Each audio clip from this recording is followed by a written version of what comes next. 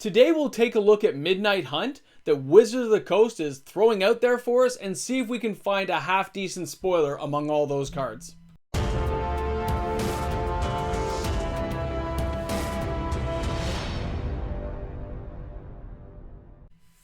Hi everyone, welcome back. MTG Moxman here. If you're new to my channel, welcome aboard. I hope you enjoy the content today. And of course, if you did enjoy it, give this video a thumbs up. Subscribe to the channel, help it grow to that 6,000 mark we're striving to get to. It'll be awesome. For all my regular viewers, welcome back everyone. I'm looking forward to seeing everyone's comments today in the comment section as we talk about Midnight Hunt. This video is being pre-recorded on Thursday night because it's a long weekend in Canada and I have to get a lot of videos out because my work schedule is crazy. So I'm putting this one together in the evening and I'm only looking at certain spoilers I thought were half decent. So I didn't go over every card, just the ones I thought were interesting. The first thing I want to note about this set is the land cycle they've chosen. The lands that come into play tapped unless you have two or more other lands in play. Now that works perfectly with the pathways because the pathway lands let you choose the colors and then you can augment with the new lands for Midnight Hunt for later in the game. You can kind of pair them off together. I thought it was an interesting choice. I think it was well chosen for the set we're playing in today. Just one of those little side notes. I didn't put the lands on the list though because they're not my particular favorite lands, but they are usable. They are, something you can use inside of a deck to make it work for you. So let's take a look at some of the cards I thought were half decent. Card number 1. All right, Enduring Angel, who can flip to the Angelic Forcer. Now, I have some problems with the card, but I like the card at the same time. When you see 3 white and a casting cost, you know you're going to be using this in a white deck. You might be able to splash in another color, but the 3 white is devastating. And when you see it maybe with that Exalted Angel book, you can see how they're kind of playing these cards together. Now, it has flying, it has double strike. You, the player, have hexproof. That's nice. I like when things can't ping me off directly. If your life total would be reduced to 0 or less, instead, transform Enduring Angel and your life total now becomes 3. And if Enduring Angel didn't transform this way, you lose the game. But let's look at the transformed version. Flying, you have hexproof. Angelic's power and toughness are equal to your life total. And whenever Angelic Forcer attacks, double your life total. So they're really making angels and white decks a lot more feasible right now. You can see they're kind of giving a good power level. But this card overall still shows me that Wizards is powering down the set a bit. Because let's face it, with all the cards like Soul Shatter and stuff that's already still around in Zendikar Rising, this card is going to get picked off really quick with all the choices it has for removal right now. So I'm not overly impressed with the card. I do like the artwork. I like the idea behind the card. And it has the right kind of background pictures I like looking at. So I'm giving it a pass to see what can be done with it. But I think it'll have some playability later on. The fact it's not legendary lets you have 4 in a deck and be able to use all 4 can give you some good energy on a card, okay? So I'm going to like this card for now, but we'll see what happens later on. Now, our next card is going to be Arlen, the Pack's Hope. 2 colorless, 1 red, 1 green. 4 casting costs for a 4 Planeswalker loyalty base. Now, the Daybound says if a player casts no spells during their own turn, it becomes night next turn. Okay. +1. Until your next turn, you may cast creature spells as though they had flash. And each creature you control enters the battlefield with an additional +1/+1 counter on it. -3, create a 2/2 green wolf. Okay. The Nightbound side says if a player casts at least 2 spells during their own turn, it becomes day next turn. So it could stay night for a while. Okay, it's a 4 Planeswalker still. +2, add 1 red, 1 green to your mana pool. I kind of like that. Buffing up and getting mana is always a good thing. 0, until the end of turn. Arlen the Moon's Fury becomes a 5/5 werewolf creature with trample, indestructible, and haste. That is nice. That is nice on a Planeswalker. That's a great card you like to see if you can get it to that Nightbound side. I like the fact it pumps up, and then later on, if you flip it back, you can put some wolf tokens into play. Not the end of the world, but I like seeing the trample, indestructible, and haste.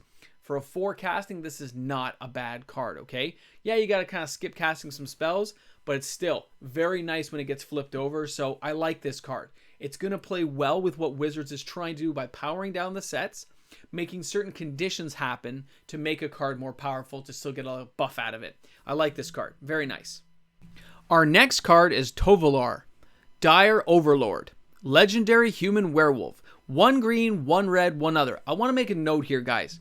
You've noticed they've kept pumping out legendary creatures with a lower casting cost. This is something Wizards will continue to do.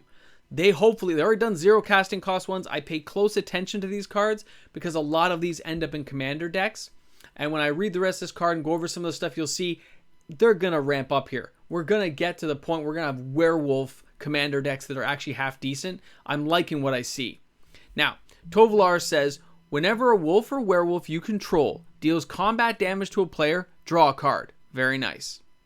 At the beginning of your upkeep, if you control 3 or more wolves and or werewolves, it becomes night. Then transform any number of werewolves you control. That's his day-bound version. Let's take a look at the night-bound version. He becomes a 4/4. Nice. He has the same first power, which was never a wolf or werewolf you control deals combat damage. You draw a card. Okay, perfect. But it's that plus X ability where it's 1 red, 1 green. Target wolf or werewolf gets plus X plus O and trample until end of turn. That is going to be a showstopper for some decks you're going to see, and be prepared for it because it plays very nicely with some of the cards already existing in this format. When this goes into rotation, it's going to be a beast. So pay close attention to him. I know he's not going to be a very expensive card, but he's going to have a lot of playability, and people are going to be looking to have a playset of 4, legendary or not. He's a pretty decent card. Now, I'm going to take the screen down here because for our next couple of cards, we don't really need to have this. It's not a double flip card, so let's take the time to straighten up here, read the cards to you, and go over some stuff. So our next card is Sigarda, Champion of Light.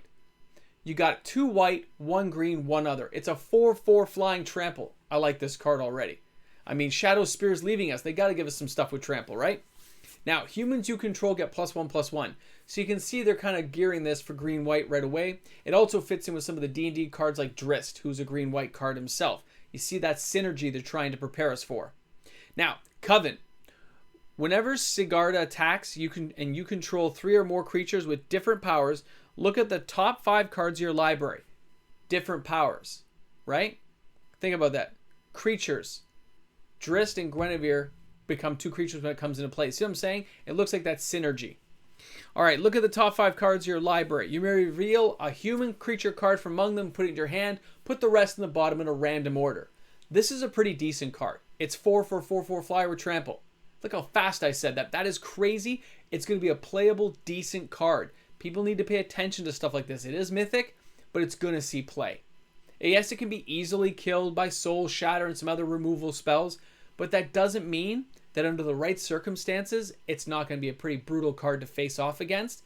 So as they power down stuff, look at what cards could go against this and pair against it, but also look at what cards will go along with it. This will definitely have that housing. And when we look at the land cycle of green-white and the pathways that are green-white, you can see they're pairing this off as a perfect little deck they're creating without even telling us they're doing it. All right, let's take a look at the next card. All right, this one is very interesting. I put 3 cards on the board to talk about this combo. This is Galvanic Iteration. Now, this is the card that's coming from Midnight Hunt, and it says, when you cast your next instant or sorcery spell this turn, copy that spell. You may choose new targets for the copy, and it has flashback. Okay, hold on here. Elrond's Epiphany, which is from Kaldheim. This will be in rotation. It has Foretell, so it can go down to a casting cost of 6. Create 2 1/1 bird creature tokens with flying. Take an extra turn after this one. Exile Elrond's Epiphany. That's fine. But you see how they pair together? With enough mana, you're taking multiple turns. And I threw Rowan in there, Scholar of Sparks from Strixhaven, because she lowers the casting cost, the colorless casting cost of sorceries and instants. But she also gets an emblem. I've been using just Elrond with her. Imagine when I have Galvanic Iteration in there. The emblem lets you double the spells again. Look at this combination and be fearful. People will be putting this together when they're playing in Standard as well as when they're playing in Arena. It's going to be there, and it's going to be a pretty freaky combination. I'm already going to put this thing together as soon as it comes out and try to abuse it as much as I can. and break it if I can to make it basically impossible to beat. It's going to be crazy to see, but pay attention to this combination. I can see it happening in my eyes, and it freaks me out a bit. So I thought I would share that with you. Very interesting. Now let's go to our last one, which is going to be Jadar Ghoul, Caller of Nephalia. One black, one other, legendary. Again, really fast costing legendary creatures that actually have decent effects. At the beginning of your end step, if you control no creatures with Decayed, create a 2/2 zombie that has Decayed. So this thing's going to pump a creature out every turn to save you, which is nice. But it's the idea of how this could be used later on. Don't look at him right now as a rare, right, from Midnight Hunt. Look later on of how he can be paired into other decks like zombie decks, right? Or how he can be paired off with other really cool cards later on. I have a feeling he is going to see a lot of play after this set rotates out. I can see him being used in commander decks. So that's all the cards I wanted to show everyone today. I really hope you enjoyed the video. It's more of an analysis of the cards I see being decent versus just talking about what they are. It's how I see them being paired off and which ones I think will actually be decent with the cards available in Standard.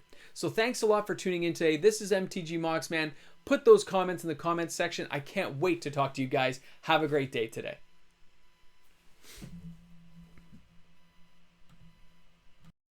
Of course, everyone, a big shout out to all my amazing patrons out there.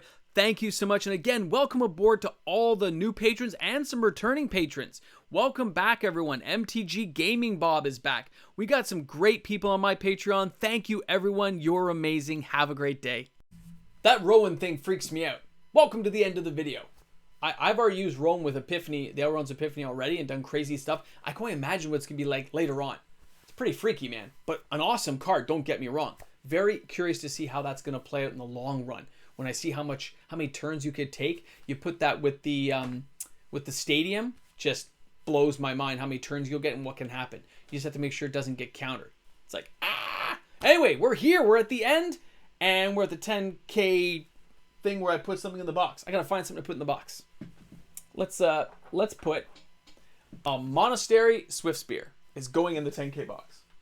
Remember, this could be important. Pay attention to these things. And I hope you guys are having a fantastic long weekend here in Canada. And everyone else in the world, I hope you're having a great day, man. I'll talk to you guys soon.